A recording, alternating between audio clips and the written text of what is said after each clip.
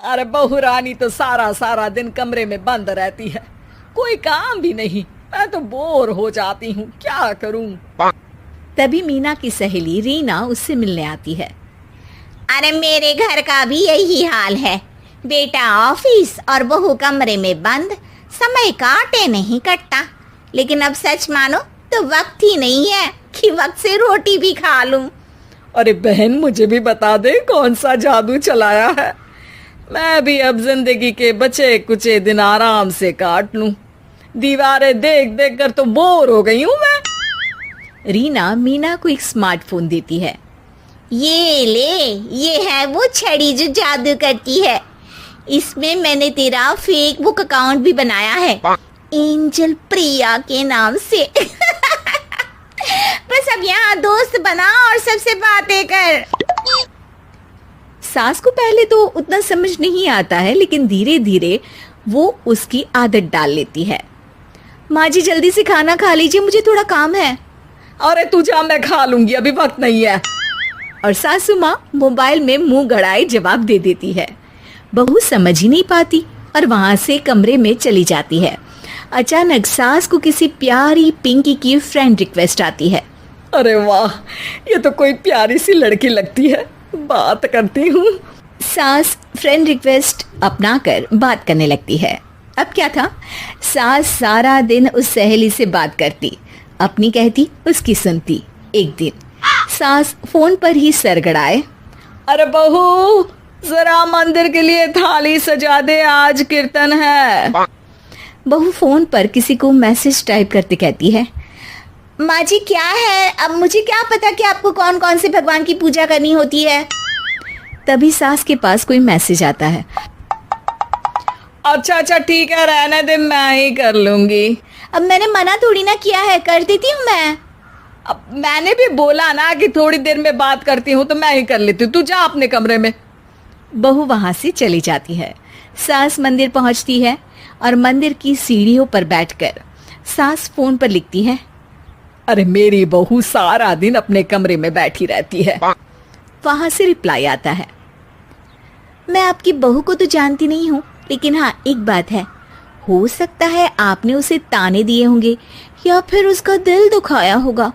ऐसा करने पर बहुओं का मन ससुराल से हट जाता है। याद रखिए, बहू और बेटी में फर्क होता है।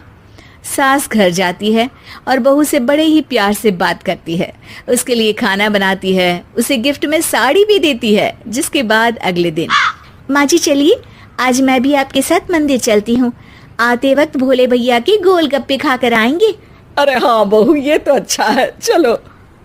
सास मन में सोचती है कि उसकी फेक बुक वाली दोस्त कितनी अच्छी है। उसके समझाने से उसे उसकी बहू वापस मिल गई। वो बहू को अपनी दोस्त के बारे में बताने का सोचती है, लेकिन फिर चुप हो जाती है। बहू फोन पर टाइप करती है। मेरी सास मुझे नौकरानी समझती है, एक गिलास पानी तक खुद नहीं लेती। मन तो करता है कि बोल दूं, मैं बहू हूँ, कोई नौकरानी नहीं। वहां से रिप्लाई आता है।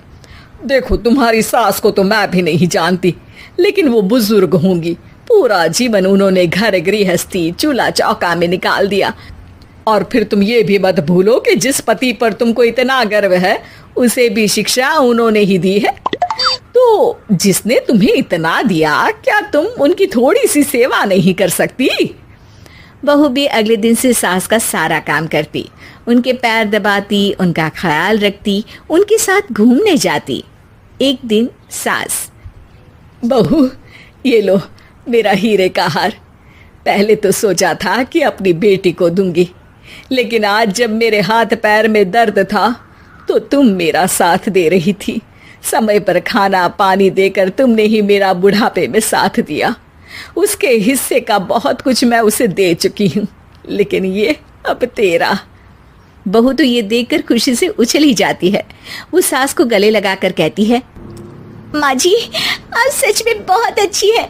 भला हो उस एंजल प्रिया का, जिसने मुझे आपसे वापस मिलवा दिया, वरना मैं तो हमेशा आपको गलत ही समझती। मैं तो सोचती थी काश वो एंजल प्रिया मेरी सास होती। क्या नाम लिया बहू? एंजल प्रिया तेरी फेक बुक फ्रेंड है? हाँ माँ जी, वो बहुत अच्छी है। उन्होंने ही मुझे बताया कि सास की कीमत क्या होती है।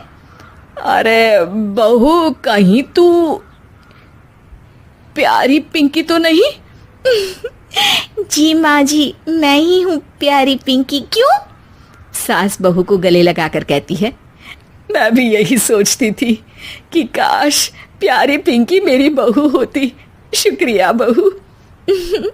सासू माँ, शुक्रिया तो हम दोनों को फेसबुक और सोशल मीडिया का करना चाहिए, जिसने हम दोनों को एक दूसरे से दिल से मिला दिया।